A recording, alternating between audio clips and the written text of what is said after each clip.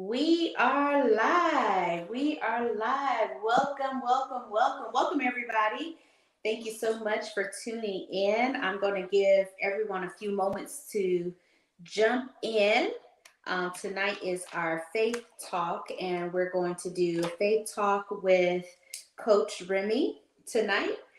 Before I introduce him, I would love if you guys can hit that share button. Share this because I'm sure somebody on your timeline, someone on your friends list, somebody that you know, your cousin, your auntie, your friend, they may know a single mom that really, really needs to hear this message. And honestly, I don't think this message is really just for single moms. I think this message is for people that have been raised in a single parent home. You may be in a situation now where you may be a single parent as well. So this is just another encouraging word, another faith talk to help you make the best of your situation and really impact the lives of future generations. So I'm super, super, super excited. Patrick, thank you so much for joining us. Thank you. Tell us just a little bit about yourself before I read your bio. Okay, well, I was just say that I am one out of seven kids. I grew up partly in Chicago and partly in Georgia. I am Haitian American, so and that in itself, I have a little bit different culture than the average person. I see things a little differently because I can see it from different cultures. And Mm-hmm. then also, I've worked with high risk youth for over 14 years. I would say 90% of the youth I work with, or 95% of youth I work with, were teenage boys from 13 to 21 years old, Mm-hmm. and majority of those guys were from single parent households. So I would Mm-hmm. say about 80% of the guys I work with were from single parent households. Okay. Okay. Yeah. All right. Well, ladies and gentlemen, thank you so much for tuning in. Thank you so much for sharing. Those of you that have shared, um, go ahead and hit in the comments hashtag shared if you shared, because I definitely want to shout you out and acknowledge those of you that have shared. Let me tell y'all something a little bit about Patrick. Okay, Patrick is very, very passionate about what he does. He's very passionate about impacting the community and the people that he serves, even the young people that he serves. And so I'm excited about having him on tonight. I'm honored to have him on tonight. Just a little bit more about him. Patrick, actually, AKA Coach Remy of REM. Is it Remy Raising? Ram, Yes. raising extraordinary men. Yes, raising extraordinary men. Love, Yeah. love, love that. I think that's how we ended up getting connected because I was working with single moms, and I was like, what are these moms gonna do? But he's worked with high risk youth for over 14 years in psychiatric facilities, schools, and in home sessions with families and individuals. Coach Remy is one out of seven children, which she explained earlier, and has a passion for helping our next generation and families. And I've seen this, even on a personal level, him just, just his passion and drive to help those, even when it's not serving him, he still has a passion and drive to help others. So let's go ahead, y'all. If you don't know this already, definitely make sure you have your questions ready. Okay, I have some questions that people have asked me throughout the week, but I definitely want to honor those of you that are watching us live. If you have questions, definitely type those in the comments below, and I will definitely try to get to them tonight while we have this expert with us tonight. I see someone has shared. Thank you so much for sharing. Let me just look in the comments here on Facebook. Also, we have people watching in from YouTube as well. So welcome, welcome, welcome. All right, let me just share with a couple of my friends, Patrick, and then we'll go ahead and get started. Okay. Let's see here. You were talking about computers earlier, and I have um, my computer is slow too. All right. So let's get started. So, Patrick, we know that you work with high risk youth, and you serve the youth in the community and surrounding communities. But tell us just a little bit more about what made you kind of narrow down your niche and work with single moms of sons or of boys, Okay, of young so men. before I even got into the psychiatric field, my whole goal was to go into corporate America and make a lot of money. I ended up getting into corporate America at age, I think I was 29 years old. I became an HR manager and department head. I was on the scale. I was just scaling my way up to become that wealthy, 6-figure income uh, corporate America thing. But as people may know, at the time, you have to work 6 times harder than a lot of other people just because of who I am. And it was pretty rough. And I felt a calling to work with youth. And I was like, I didn't want to give up that money. Mm-hmm. And I was married. I was married at the time. And I knew if I were to tell my wife that, hey, I'm going to go work somewhere for half of what I'm making, she probably would have, I know she would have had a fit. Mm-hmm. So I had all these excuses why I did not want to go into the field and Mm-hmm. why I didn't want to work with youth. And long story short, I lost my job, ended up going through divorce. And so my world was turned upside down. And for a year, I would say for 3 months, I had no job, no income at all. And then for a year, I just decided the only job I could find was just driving a delivery truck. And then an opportunity came open for me to start working with youth in a psychiatric facility or psychiatric hospital. And then that led into working with Department of Juvenile Justice kids also. And then it led into me doing in-home services for family sessions and individual sessions. And then it led me into just working into the school system. So it led into different paths. But the thing is, working with youth was very rewarding for me. Mm-hmm. Not monetarily, but just to see people being helped. Mm-hmm. And so what happened is I would notice that a lot of kids or a lot of guys, when they age out of the system at 18 years old, now they can age out at 21. At 18 years old, they were getting into trouble again. They were taken out of the home. They were put into a facility or psychiatric hospital or juvenile justice. They aged out and then they got in trouble again. Mm-hmm. And some of the guys, it was fatal. Some guys, when they were released, they went and did crimes, and some of them were shot and killed. Wow. Some of them went to prison.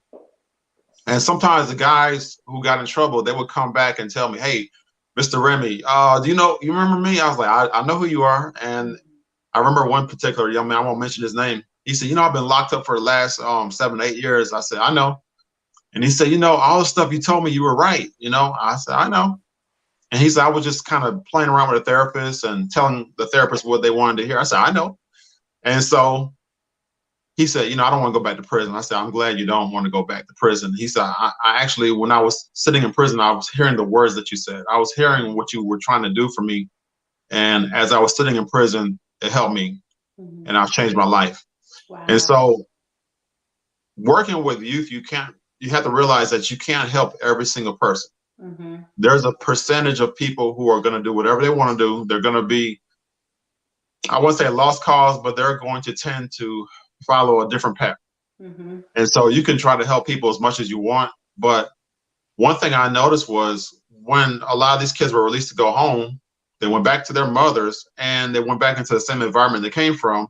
And they were okay when they left our facility or our care.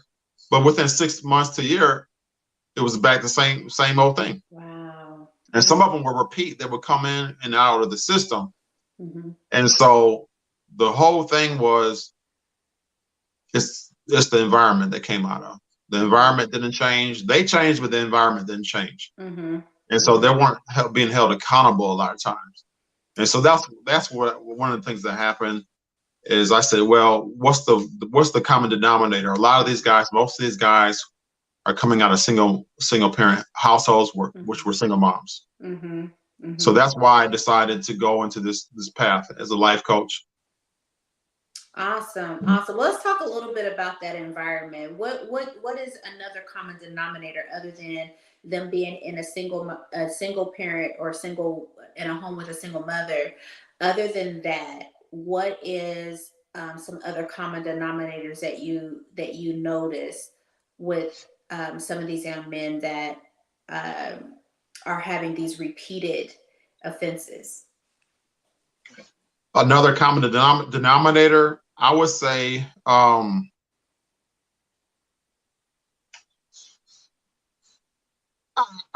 they all had a struggle with being held accountable.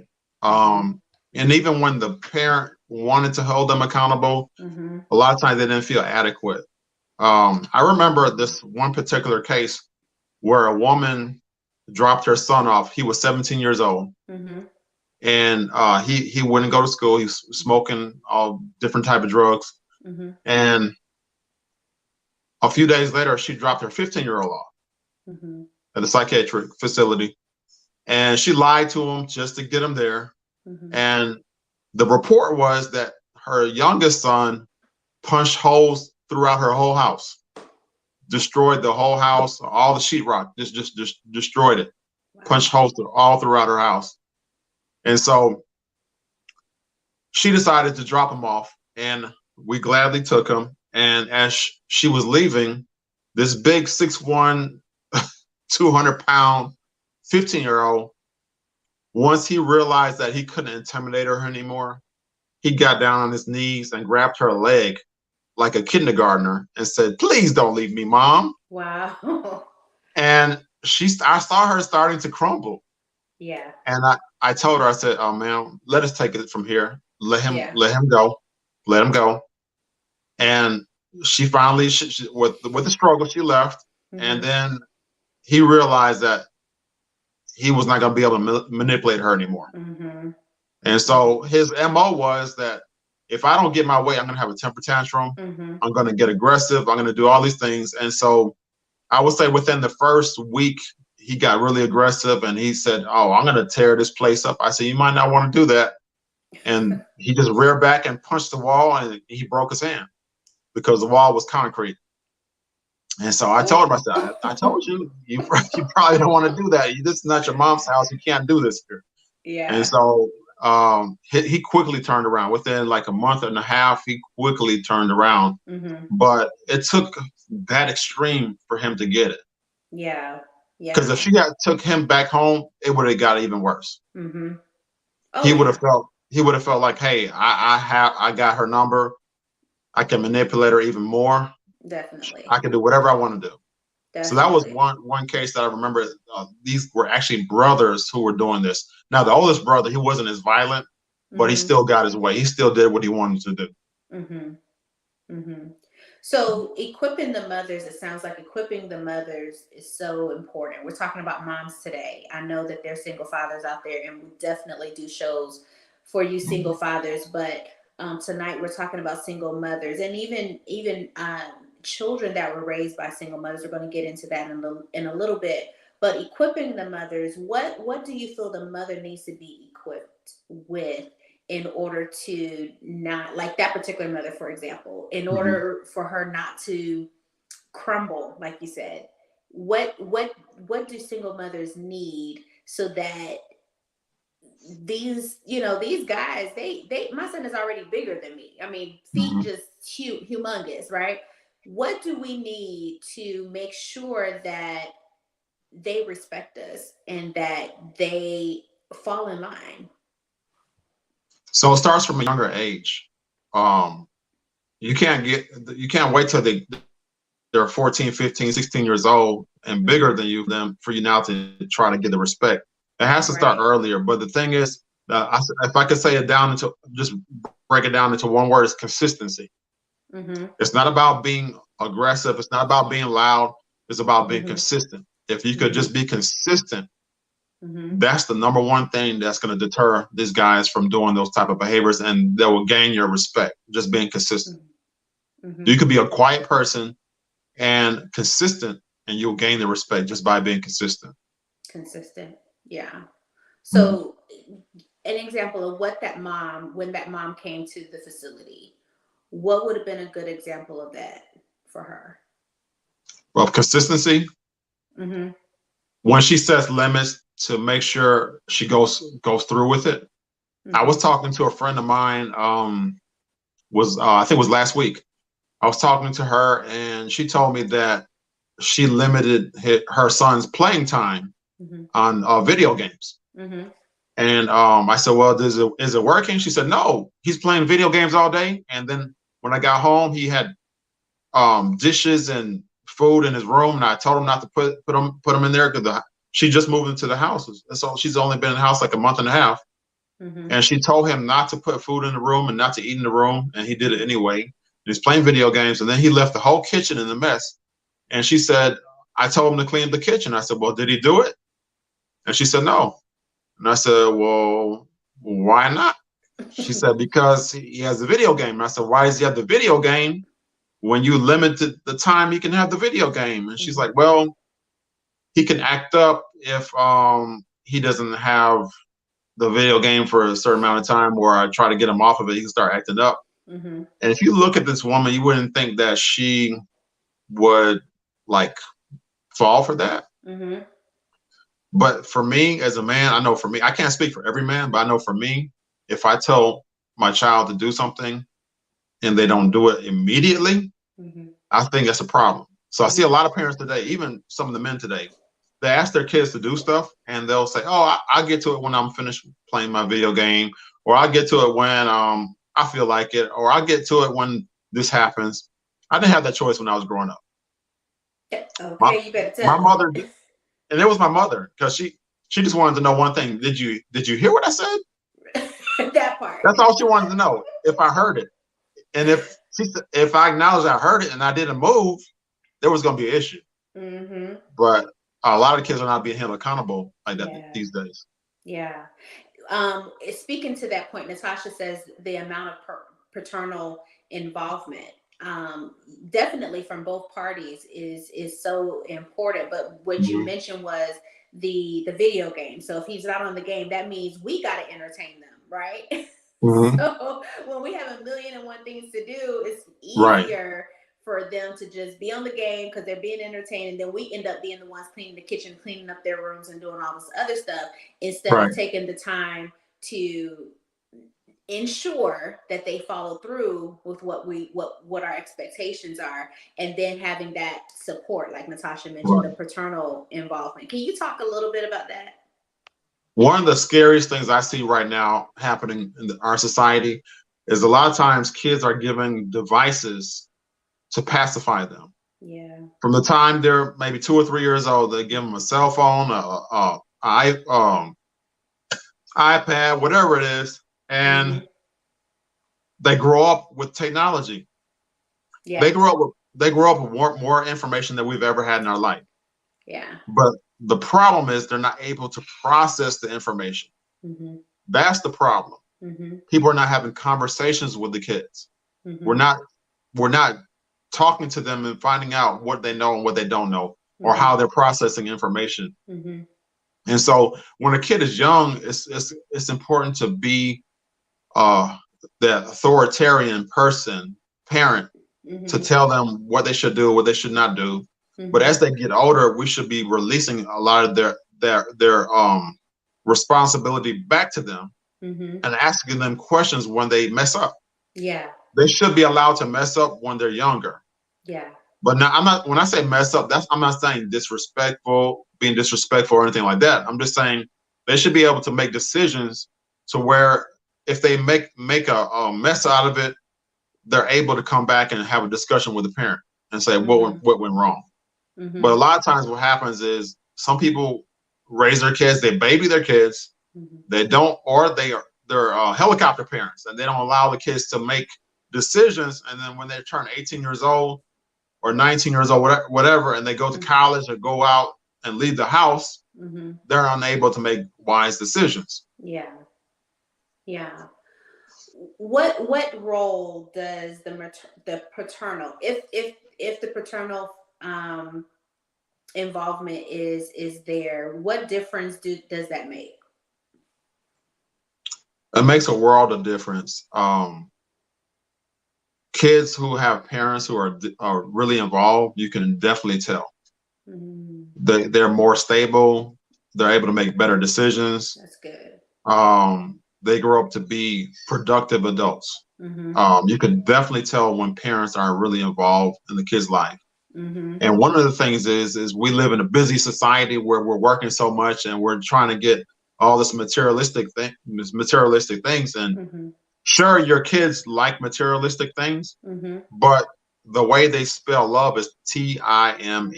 It's time. Mm-hmm. Mm-hmm. If you can give your kid time, Mm-hmm. it's more important than just giving them materialistic things. Mm-hmm. Some of these kids now, they want like $800, $900 shoes. I don't know if Yeah. you've seen that, but there are shoes out there that are like 800, 900, a What kind of thousand dollars. shoes are Shoes, yes, those? yeah. Yes. My God. They want shoes. Some kids want shoes that cost $1,000, and back in my day, it was like 150, 200, $300 was a lot of money for shoes, Mm-hmm. and for Jordans or whatever. But now Mm-hmm. there are shoes that cost like $1,000, and some parents are buying kids shoes that cost $1,000, But but robbing in them of exchange, time. excuse me. Robbing them of time. Exactly. In exchange for that, you're not. A lot of times, the parent's not there with the kid for whatever reason. If it's they have to work an extra, or whether they're just pacifying them with materialistic things, it could be different scenarios. But a lot of times, what happens is the parent is not there having conversations with the kid. Mm-hmm. Mm. Mm-hmm. So you mentioned that the difference between just one parent raising the child and both parents being involved, whether they're in the same home or not, the Mhm. involvement is key. I think we got to make sure that we point that out.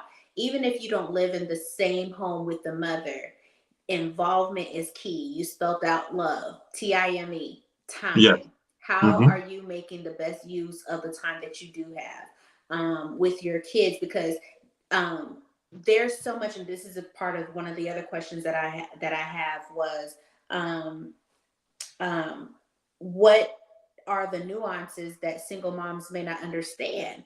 If that father isn't involved, there's so many misunderstandings that can take place with just Hmm. the mom and her son. Can you talk a little bit about that? Yeah. Let's look at kids who are younger.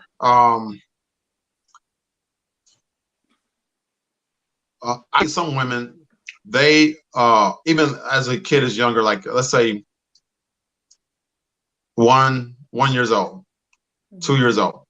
Some women potty train their sons, and they don't think about it consciously, but sometimes when they're potty training their son, they just get kind of irritable or frustrated. They say, you know what, just sit on the toilet and sit there until you use it. Okay. Mm-hmm. Which is it's okay to a certain extent, but if you're teaching your son how to be a man, men stand in front of the toilet. They don't sit on the toilet. Mm-hmm. So there was a scenario where I know a person in college where the person was sitting on the toilet, Mm-hmm. a man Mm-hmm. or male. And so he grew up with all women in the house. His mother, everyone in the house, who was older than him was a female, Mm-hmm. and it was just weird. And a lot of times, women don't pick up on little nuances that men would pick up on Mm-hmm. because you have to be mindful. And Mm-hmm. sometimes I don't blame women because some women grew up in a single parent household that didn't have a father figure, Mm-hmm. and so they didn't have a male in the house to figure out what males do and what males don't do. Mm-hmm. So it's like the blind leading the blind. Yeah. So women don't think about certain things like men think about it. Mm-hmm. So that I would say that's a one of the issues I see. Yeah, yeah. Yeah. How does that play into relationships with women? If they've been raised by women, how does that play into their relationship um, with women? if they didn't have that paternal Mhm. voice in their life. Coach Chanel. I didn't think you were going to go there tonight, but we can. um, I'm just, telling you, asking you what the people want to know. okay, we could go there. So, what I've seen is a lot of women don't know what a real man is. Mm-hmm. And so they fall for the guy who is flashy and he might have money, he might have charisma, whatever he has. They fall for those type of guys and then they end up getting hurt. Mm-hmm. And then when there's men around them that are good men, they say, well, I'm looking for a real man. You don't look like a real man. But what's a real man? Can you define what a real man is? And a lot of times they don't know because they haven't been raised with a father. They haven't been raised with any male in the house. So they don't know how to identify what a real man is. Mm. They just have an idea of what a real man is. It might look like a police officer. It might look like a football coach. It might look like some guy who's masculine. But does that mean they're a real man? Right. Does the character say they're a real man? Mm-hmm. You appear to be a real man. You're definitely a alpha male, but are you a real man?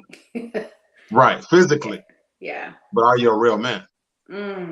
Real men. This is what I tell. I had students last year, 7th and 8th grade boys, and I told them the difference between a boy and a man is a man takes responsibility. You have a lot of 30-year-old males out here, but you don't have. Are they men? Are they taking responsibility? And when I say taking responsibility, that means they're taking responsibility for their family, taking responsibility for their relationship, taking responsibility for the income. If your income is short, then that's the man's responsibility to make sure things are getting done. Yeah. And a lot of men are not, or a lot of males are not doing that. You could be a 30-year-old, 40-year-old, 50-year-old male, but are you a real man? And I hear a lot of I hate to say it, but I hear a lot of men say, hey, if my woman don't work, she don't bring in the money, I can't be with her. Wow. And I wasn't raised that way. I wasn't raised seeing that, but there's a lot of men who probably didn't grow up with a father in the household. His mother was a breadwinner. And so I know one particular guy, he said he drove a BMW convertible. He loved it. It was nice. And his wife was home with the baby. She just had a baby. She was home with the baby for like over a year, going on 2 years. And he said, you know what? She need to get her butt back to work because I want that BMW. And if she don't go back to work, we're done. Wow. And I'm like, that's really interesting. I did not agree with him. I told him, why do you think that way? We had a conversation, but sadly to say, a lot of men, they love for women to bring the money. And a lot of women are like, oh, I don't need a man. I'm empowered. I make my money. I don't need a man. But at the end of the day, I don't think a lot of women want to carry the whole load on themselves. Look. You can. You can, but do they want to? Do we want to? No, we don't want to. But you know what though? It's crazy that you say that, Patrick, because we're talking about single mothers raising sons, and sons or kids, period, see their mom being super mom, right? Being a superwoman. She's working 40 plus hours a week. She's probably at least working 40 hours a week, depending on what her income is. Probably even more. So you're saying she's the breadwinner. She's the only winner. Yeah. And so in their mind, that's what a woman is supposed to do. She's not supposed to be at home teaching us stuff. She's not supposed to be at home showing us how to, try out new recipes and, showing us all these things. All she's supposed to do is work and yell, because that's all they see is her working and yelling. So they grow up thinking that that's what women do, is they go out and work and they come home and yell. That is so far from the truth. And so they have these expectations that women are supposed to bring what they bring to the table. And it's like, what we bring is different. It's still just as valuable to the table. And so when I was asking you about how does that play in relationship, Do you mentioned, do women know what a real man is? Do the boys know? Do the men? Do the young men know? A lot of times they don't know. They haven't. They haven't. It hasn't been modeled for them. So I used to take African drumming. I've taken African dance, Mm-hmm. and the way I was taught how to dance, the way I was taught how to drum, is the instructor would play a song or they would dance, Mm-hmm. and then we would do it together, Mm-hmm. and then I would do it. Mm-hmm. So they didn't say step one, step two, step three, don't do this, do that, do that. Mm-hmm. No, they just did it, and we watched them, and then Mm-hmm. we did it together, and then they critiqued me. Mm-hmm. And a lot of times that's how we learn. We Mm-hmm. learn by what we see and Yes. not by what people tell us. Right. You can tell us all Absolutely. day long, but if we grew up saying something else, that's what we know. Mm-hmm. Mm-hmm. Hmm. Yeah. Someone said I was a single mother, and the nuances or areas that I had to be intentionally aware of was the fact that I was doing my best, but young men still needed positive male influences. So, can you touch on that as far as the resources? If the father isn't involved, he doesn't want to be involved, he's disconnected. What are some things that a single mom can do to ensure that her children aren't suffering because they don't have Hmm. that male involvement in their lives? So what I would say is sometimes we just have to reflect, and we need to think about who do we have in our life that can really help in this area. Mm-hmm. Sometimes it could be a grandfather. Sometimes it could be a grandfather. It could be an uncle. It could Mm-hmm. be a football coach. Mm-hmm. It could be a youth minister. It could be a lot of different people. Mm-hmm. But you have to really think in your mind, like, who is somebody that I trust Yeah. and can be around my son to be a positive role model. Mm-hmm. And when I say positive role model, they need to see this person in every area of life. Yeah. Because a lot of times we just see people come in and talk to kids and that's it. That's Mm-hmm. nice, but we learn by what we observe also. So that's very Absolutely. important for a young man to be able to see someone in like different areas of their life, see them, how they interact with their wife, see how they interact Mm. at church, see how they interact with the community, see how they interact at school, see how they interact with the guys, their friends. See that builds character. Yes. And so that's Yes. one thing that's missing is a lot of people don't have those role models. I think mentoring is great, Yeah. but if you're just coming for 1 hour a week and spending time with me, that's good. That's something. Mm-hmm. Mm-hmm. But definitely your son needs to be around another man of value, a man you Yes. trust to be just see how they operate. Because we Yeah. learn by what we see. We learn by experience. And a lot of Yeah. times it's other people's experience. We don't have to want to start all over again every time. Yeah, that's so true. I remember being a part of a ministry where they had mentorship, and it wasn't like they came to the church and they had their 1 hour thing. That young man spent like a whole weekend, and the men that were involved, they had background checks. They were very very the streamlined process of being Mm. a part of that was very organized, very tedious, and to make sure Right. we're not Right. jumping from the frying pan into the fire. But once that was all established, like these young men spent quality time, like you said, in different facets of their lives. How they interacted with the public, how they interacted in the community, how they interacted Right. at home. What were some things, like some of the nuances that you were talking about. Life skills, just Hmm. to mention life skills, so you don't learn that at a meeting, you don't learn that at a 1 hour meeting once a month. You Right. learn that by watching, observing, like you said, observing, then you go home and do, then you come back and report your feedback so that we Right. know that you're getting it and that you can continue to progress as you grow up in life. I think that's so so so important. And I agree with that. I think we should teach life skills from an early age. I was talking to a little boy today. I was in my office today, and a Mm-hmm. little boy came by. His mom works in the building, and he came by and he was just standing out there. He always wants to start a conversation with me. So I just started talking to him. I said, "What do you do besides, school?" And he's like, "Oh, I'm in karate." And I started talking to him.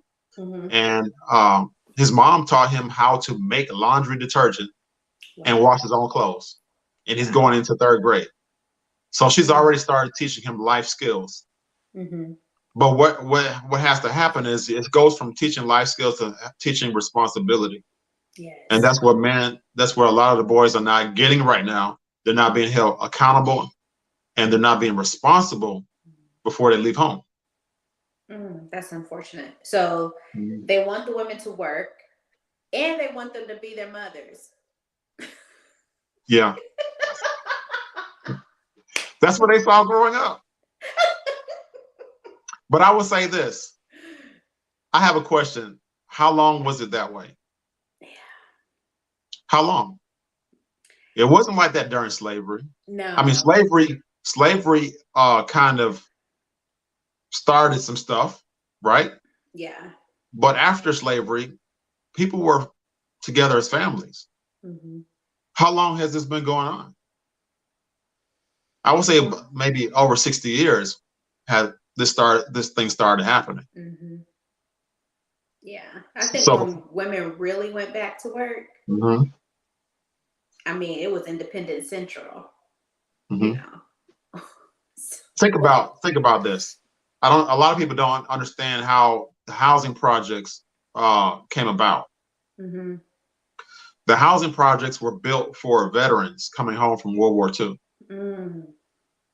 It was nice. It was clean, well kept, Mm-hmm. and city planners decided, as Black people were coming north again, Mm-hmm. trying to escape Jim Crow and the whole slavery mentality, that the people in the north said, you know what, let's put people of color in the housing projects. Mm-hmm. So people moved into the housing projects as a family. Mm-hmm. Okay. And you had the industrial revolution going on at the same time. Mm-hmm. And so people were able to get a job at a factory. Mm-hmm. But then somebody decided to throw a twist in it. Mm-hmm. They said, okay, now that you're in the apartment, you're comfortable. Um, oh, by the way, you can't have a bank account. Oh, by the way, you can't have a TV. Mm-hmm. Oh, by the way, you can't have a man in the house now. Mm-hmm. Now they know very well the people moved into the project as a family. Mm-hmm. And so now they're saying that you can't have a man in the house. And so what ended up happening now, boys start acting like men start acting like boys now. Because they would come home and hide under the bed when people came by to inspect the apartment to see who was in the apartment. And finally, it just became so bad that they said, you know what, I don't want to get us kicked out of the apartment. I'll just move out. Mm-hmm. And here we have the single parent struggles. Wow. I'm not saying that's the only thing that happened, but that it played a big part in it. Wow. And then also mass incarceration. Mm-hmm. There's a lot of things that played into it. So it wasn't always like that. I don't want people to think like it was always been single parents. I don't want people to think that. Mm-hmm. There was a time where people were together and people worked well together. Yeah. Couples work well together. But something happened, and then at the same time, you have women getting into the workforce now. Mm-hmm. And, a lot of women are making good money. Mm-hmm. They're doing well. Mm-hmm. And a lot of women are quick to tell you, I don't really need a man. I can do this on my own until they get tired. Well, And then women. Want one. Hopefully they still want one. Well, I think what happens is a lot of times when people are younger, they say certain things. And then when they get older, wisdom kicks in. And they realize, you know what? I can do this on my own, but do I want to do this on my own? Right. I can do a lot of things, but do I want to do it? Yeah. So what are some, we're going to wrap this up here. Thank you so much once again. I want to thank all of you that are tuning in and hanging with us. I know y'all getting ready for bed over here on the East Coast. Y'all getting ready to turn it over, but what are some of the resources that you would suggest to a single mom that you're coaching, Patrick? So I have a coaching course. It's called Single Moms Raising Sons. I actually wrote a little book to go with it. It's called the Single Moms Handbook. Awesome. It's called Single Moms Handbook: 8 Keys to Successfully Raising Boys to Become Men. Mm-hmm. And I would suggest that if you're a single mom, you're struggling, to raise your son, or you have doubts, or you feel like you might need additional help, I can definitely help you out on that. It's called Single Moms Raising Sons. And if you want to, I tell you what, I'll give like a deep discount. Like I'll What? have 50% off right now if anyone's on the channel right now and they want to get into the coaching. It will be a 50% off. Um, all they have to do is just email me at patistheone@gmail.com. Pat is the one, the number one at gmail.com. I'm putting it in the comments Okay. at gmail.com. 50% off on what, the book or the sessions? Right. The session, the course is an 8-week session, and it goes over the 8 keys to raising successful men. It goes over the 8 keys. Yeah. It's not a big book. It's not a novel. It's basically a workbook. It's for you to do work. It's for you to reflect, to read each chapter, reflect on what's going on, to talk, journal, and then also we will go over every week, each week in the course. So. Okay. Yeah. 50% off Coach Remy's course and book when you email patistheone@gmail.com.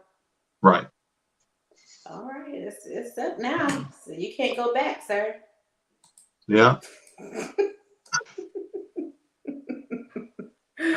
All right, guys. Well, is there anything else you want to add as far as additional resources that you want to share with the single moms, or even single, not even single dads or men, young men, old men that are having some struggles with these life skills that they didn't get when they were younger? What resources would you suggest?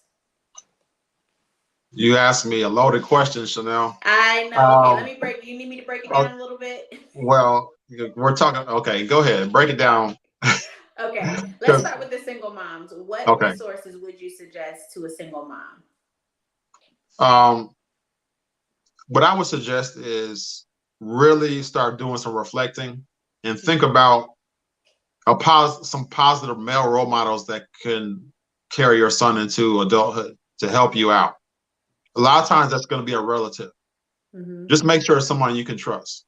Make sure it could be your could be a grandfather or uncle, a coach, it could be a teacher. Mm-hmm. There are certain men who don't mind taking responsibility. I was on a conference call 2 months ago, and this man was a mentor to a teenager, Mm-hmm. and the father was not involved, so he needed a mentor. Mm-hmm. So what ended up happening is the mother had a car accident and she died. She passed away. Oh my goodness. And he took over. He's like, I'm going to make sure this man is going to be successful. I'm going to see him through his last year of high school. I'm going to make sure he knows I'm here for him. Mm-hmm. So we have people like that in society. We don't hear about them. Mm-hmm. We don't hear about those people on the news. Yeah. All we hear about is deadbeat dads. All we hear about is all this negativity. Mm-hmm. But we don't hear about the positive males, the positive men who are sowing into our young men. We don't hear about that. It's happening every day. Yes. We just don't hear about it. Mm-hmm. So we have to be very careful with the information we're gaining. Yeah. Because a lot of times we're hearing one thing, men are not doing what they're supposed to do. And on the other hand, we're hearing about women's empowerment, get your education. There's nothing wrong with that. Mm-hmm. But let's not try to do it alone. Let's try to work as a team. Yeah. What about the men that are struggling? They have these different perspectives that may not be healthy for a healthy relationship. What resources would you suggest for them? I suggest that men who are struggling in relationships, they go see a therapist. Say that one more time. Please say that one more time. Please. I suggest that men who are struggling in relationships, they go see a therapist. Yes. Because there is a reason why you're going in and out of relationships. There's a reason why you might not have seen the positive male role models. And this is the thing. When we're younger, there's a lot of negativity. Definitely. Yeah. You know, I learned about a lot of things in the locker room. Mm. You know, guys talk, and I was like, okay, is that the way it is? You know, Mm-hmm. and this is middle school, going into high school. Mm-hmm. If your parent doesn't teach you about sex, your parent doesn't teach you about what it is to become a real man, Mm-hmm. then who's going to teach your kids? And sometimes it's a relative. Yeah. Sometimes you have a negative relative who's teaching you stuff. Mm-hmm. Like you might have a relative who's a player, and they're teaching your son, hey, just be a player. Yeah. This is what all guys do. This is what Yeah. it means to be a man. Mm-hmm. So you have to definitely be intentional in teaching your kids what it is to be a real man. Therapy. Doesn't matter what type of therapist, male, female, to unpack these. Uh, Since men or males are struggling with becoming a real man and they may have some shortcomings, I would suggest that a man reach out to a male therapist. Yeah. That's just my thing. I agree. I That's definitely agree. yeah. Okay. All And right. then there's Well, also coaching too. There's life coaches out here too. yeah. There's a bunch of life coaches out here. They can definitely reach out to a life coach. Mm-hmm. Sometimes people do group coaching, and sometimes people do one-on-one. But Mm-hmm. definitely reach out to a therapist or a life coach. Absolutely. Yeah. Absolutely. Thank you so much. Thank you so much. You're You have welcome. given us so much to think about. You have given the people so much to think about. I want to thank all of you that tuned in, those of you that participated. Some of you participated, I don't know your names because it didn't show, your name didn't show up. But thank you all so much for your questions. I think this was a really great informative show to help people to really just kind of get out of their own way, just really get out of their own way and try to ensure again the next generation does not lack. It does not lack. Was there any way that people can find you? I know we got your email up for the whole world to see, but is is there Well, any? I'm on Facebook and Instagram. I'm actually going to come out with something in about 2 weeks. I might as well say it now. One of the ways I teach women or single moms, even single dads, how to balance their life and spend more time with their kids is to cook for the week in one day. You So mentioned I'm that coming to me out with before.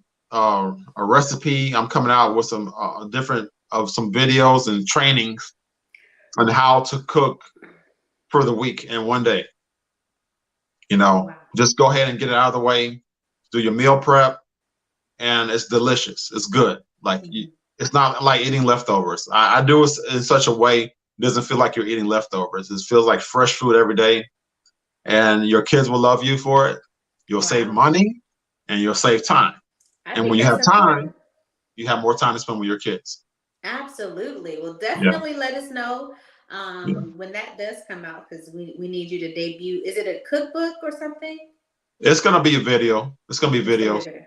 Okay. Right, So right. like a course that people can go through. Exactly. There will be Okay. written material also, but it's gonna be all in one package. Okay. Definitely. Awesome. Awesome. Awesome. So if Well, you they're got it. interested in that, they can also email me on that also if they're interested. So just shoot me an email. Okay. Yeah. Definitely. Definitely. Well, when it comes Mhm. out, you got to come back on the show and tell us that it's out so Okay, we can definitely. talk about it. We can talk about it. Definitely. But well, awesome. Thank you once again for taking the opportunity and time to share this valuable information with us. And my prayer again is that more people will know about your Mhm. services and it will impact their family as well when they have the information. We know when we know better, we do better. So Yes.